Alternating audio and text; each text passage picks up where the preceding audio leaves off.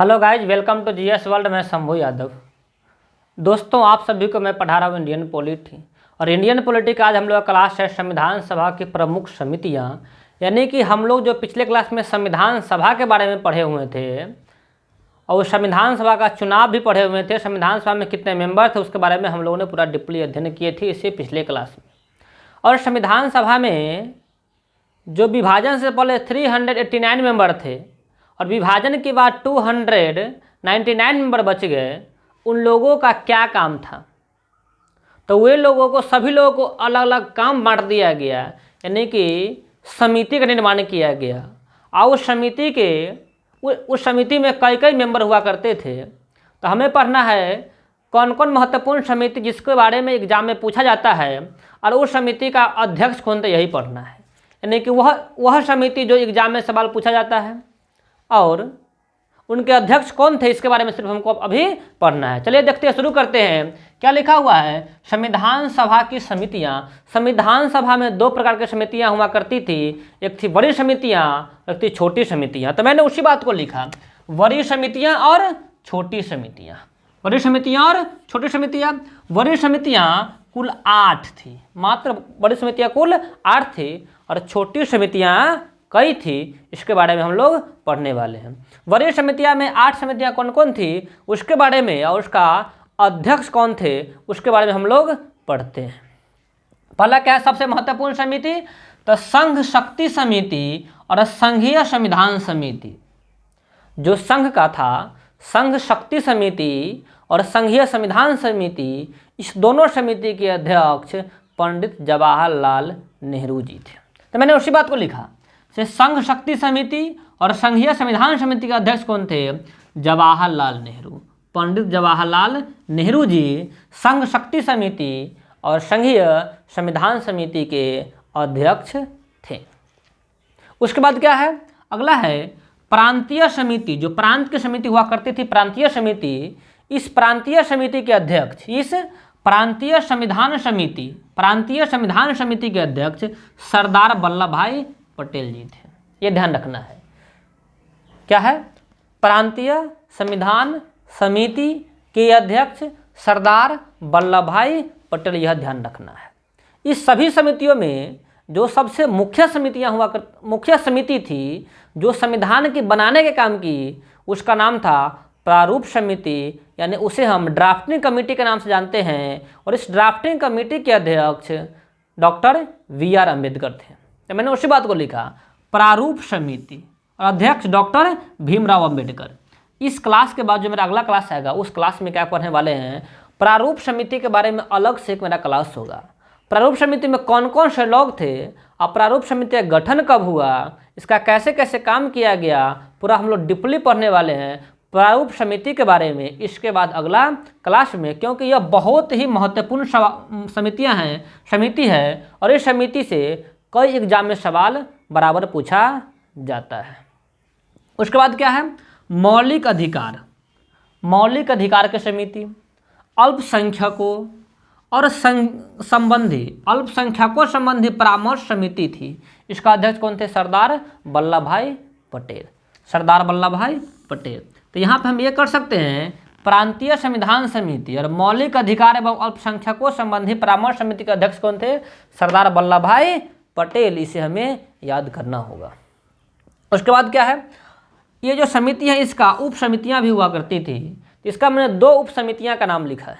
इसका 2 उप समिति, पहला क्या है? मौलिक अधिकार उप समिति और दूसरा क्या है? अल्पसंख्यक उप समिति। यहाँ मौलिक अधिकार और अल्पसंख्यक दोनों का नाम लिखा, मौलिक अधिकार उप समिति और अल्पसंख्यक उप समिति। इसका अध्यक्ष कौन थे?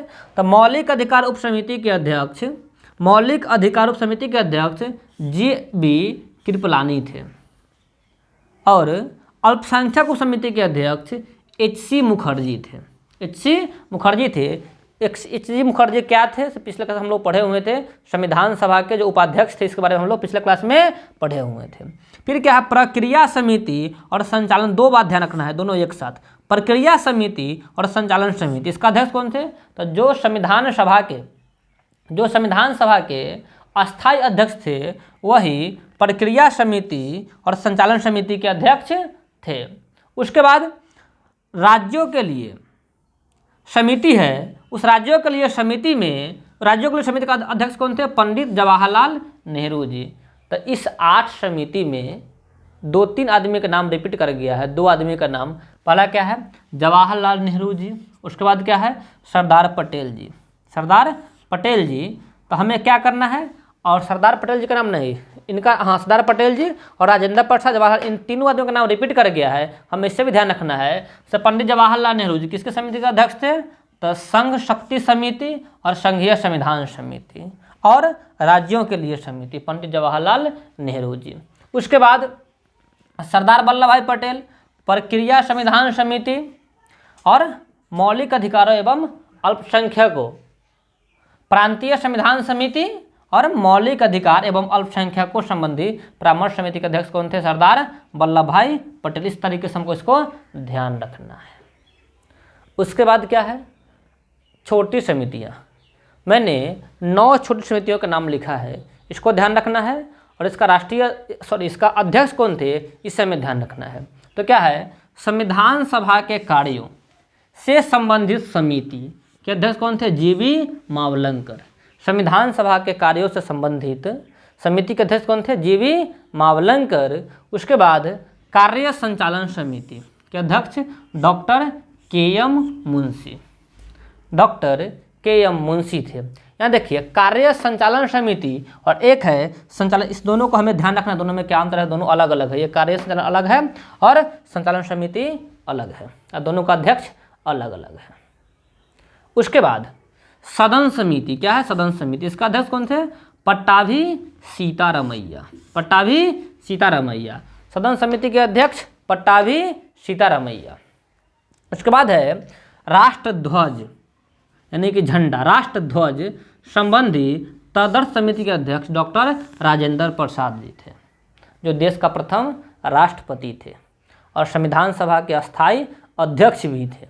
उसके बाद है मौलिक अधिकारों, अल्पसंख्यकों एवं जनजातियों व बहिष्कृत क्षेत्रों के लिए सलाहकार समिति, सरदार पटेल। यहाँ ध्यान रखना है, ये अलग है और ये अलग है।